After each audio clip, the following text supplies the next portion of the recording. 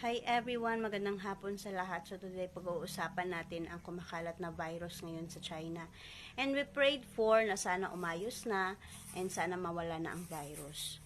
So we're thankful kasi wala siya sa Philippines. But wag tayong maging kampante kasi ito yung nangyari nung pandemic, kumalat siya sa iba't ibang bansa. So alam ko ilan sa atin ngayon dito na hindi na naniniwala sa virus. But sana alisin natin sa isip natin na hindi totoo ang virus kasi nga hindi natin alam kung kailan dadapo ang virus sa katawan natin at sasabihin natin totoo pala ang virus. Kasi nga kahit UTI, it's considered a virus kasi it's a kind of bacteria.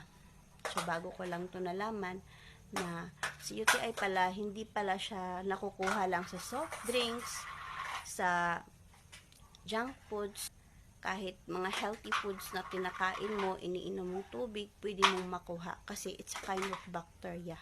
Kaya kung may nararamdaman tayong mga sintomas, wag nating isawalang bahala, lalong-lalo na pabalik-balik yung lagnat. Kasi pag pabalik-balik yung lagnat, may infection na yan. So, pwedeng dapuan ka ng virus. Kasi si virus, doon siya dumadapo sa taong may hinang immune system.